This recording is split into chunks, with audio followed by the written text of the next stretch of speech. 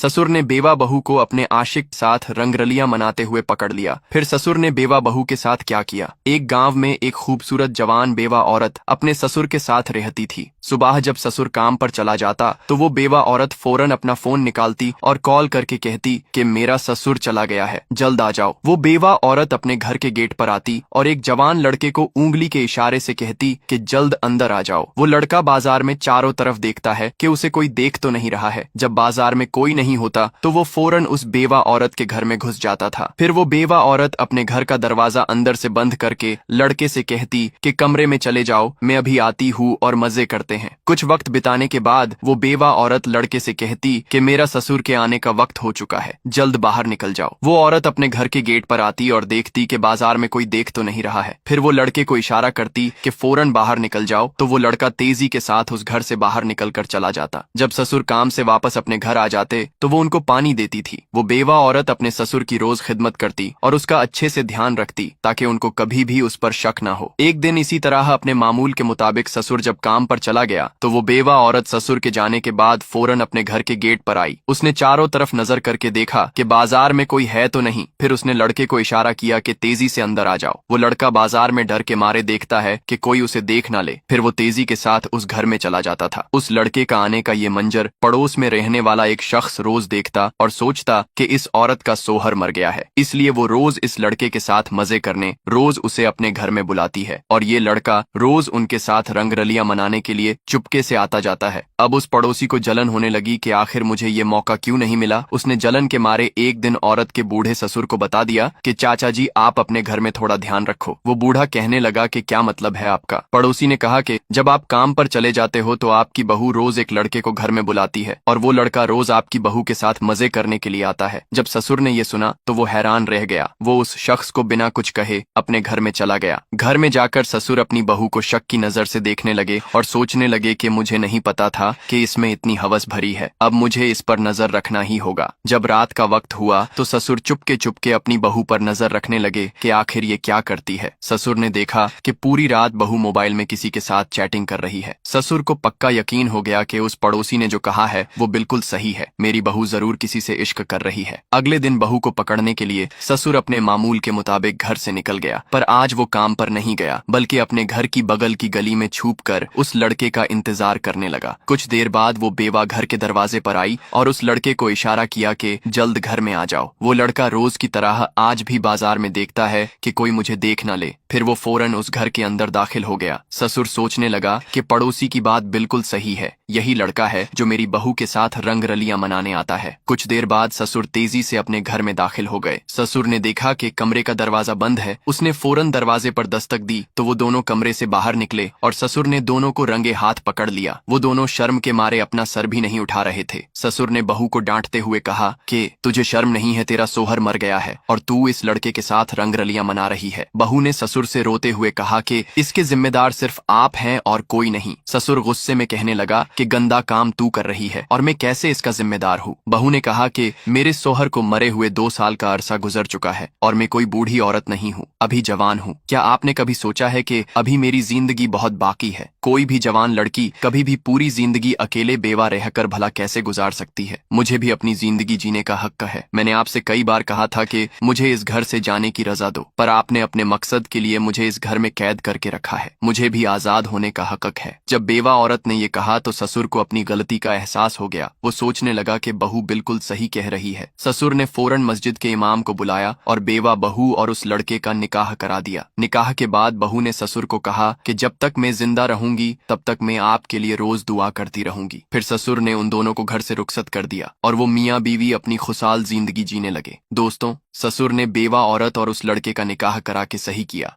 या गलत, हमें कमेंट्स में जरूर बताएं। और हाँ दोस्तों, आजकल हमारे माशरे में कहीं नौजवान लड़कियां बेवा हो जाती हैं और देखा जाता है कि उस घर वाले मजबूरन उस बेवा लड़कियों को अपने घर में ही रखते हैं। हालांकि ऐसी कोई नौजवान लड़कियां बेवा हो जाए तो घर वालों को उनका दूसरा निकाह करा के उनको रुखसत कर देना चाहिए।